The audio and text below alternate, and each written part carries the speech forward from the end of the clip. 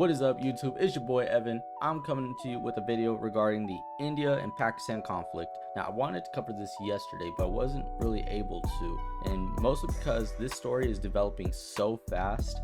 For instance, I was covering up the escalation between both sides, with India mobilizing more towards their Kashmir-controlled border and Pakistan getting ready to launch some more attacks, claiming that India moving their forces to the border was unwarranted aggression.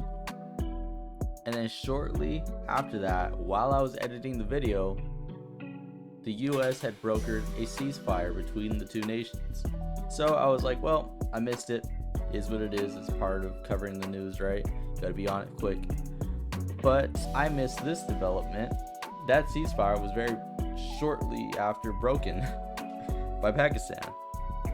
Pakistan sent some drones into India. India shot them down, which is interesting because Pakistan had claimed they had destroyed some of these anti-air systems that India owns. But from the very beginning, India was saying that's not true. They had also claimed that they had shot down some Indian jets, which they weren't able to produce any evidence that they had destroyed any such equipment. So it seems that Pakistan is kind of making these big gestured bluffs saying, oh, we destroyed X, Y, and Z, yet they just shot us out of the sky. And in fact, recently Pakistan declared they made a big announcement to their people that they had won. Yeah, Pakistani Prime Minister declares victory over India. This it's fucking silly, man. Like, honestly, if you ever have doubts that politics is literally just everyday adults trying to do big shit, watch some African Congress sometime. It's hilarious, man.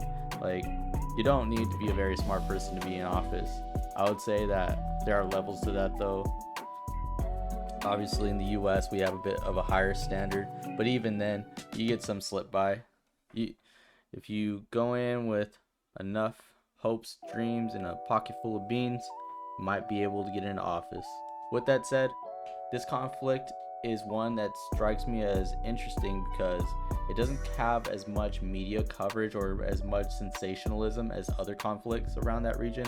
For example, India and Pakistan, they are two countries with nuclear capability. This is something that's unique in comparison to, say, Ukraine versus Russia, Israel versus Palestine, even China versus Taiwan.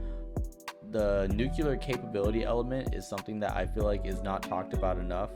Like, these are two countries that realistically could start World War III, could start nuclear war. It's a very precarious situation.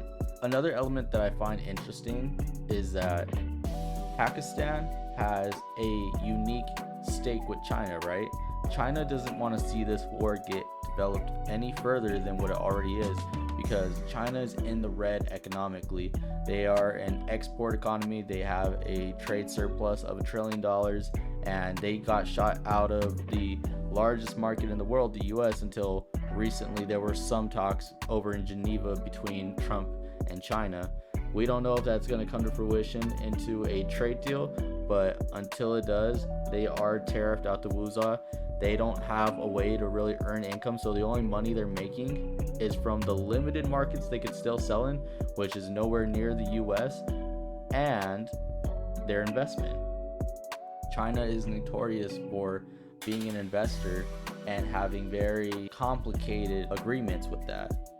Often you're put into deals that you'll never actually be able to pay off, and the way they get their money back or their return is, besides you paying perpetually, they begin to take your resources, they take your assets. There is hundreds of billions of dollars worth of investment, from money loans to actual infrastructure in Pakistan that was paid by the Chinese government. And if Pakistan gets turned into a fucking parking lot by India, they're not going to see any of that money back.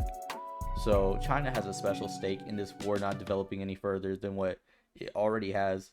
I think overall it's a very interesting situation. Historically, with India and Pakistan, it's been a conflict where most of the casualties are civilian. I don't think that this is going to be a situation where either really comes to the table for a peace agreement unless they're beaten into submission.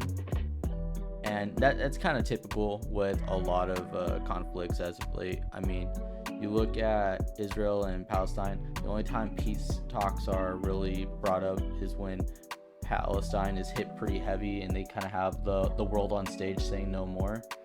Or even with Ukraine and Russia, there's been a significant human cost to that war, and even that's not really enough to bring them to the table until Trump came into office. And now it seems that Putin is extending the olive branch. I think that Vladimir Zelensky kind of misinterprets that as an opportunity to get as much as he can. He's buying a bit more often he can chew, otherwise we would have had a peace agreement already.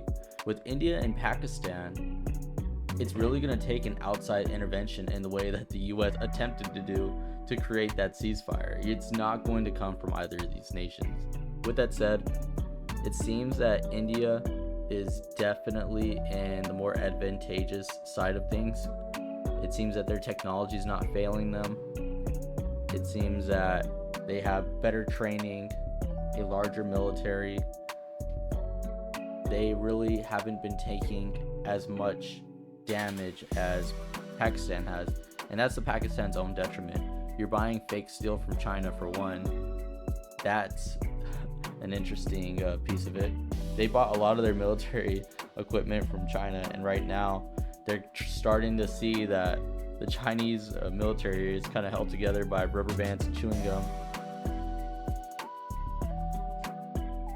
which makes them making the claim of them destroying all this equipment and having such like great wins in these one-off battles even more funny. Like, dog, you're not fooling nobody.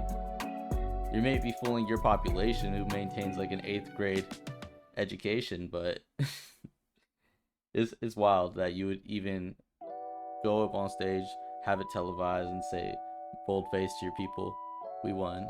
I just want to talk from some anecdotal knowledge that I've been getting, doing my own research, going to a couple different outlets, hearing a couple different interviews with the prime ministers of these countries.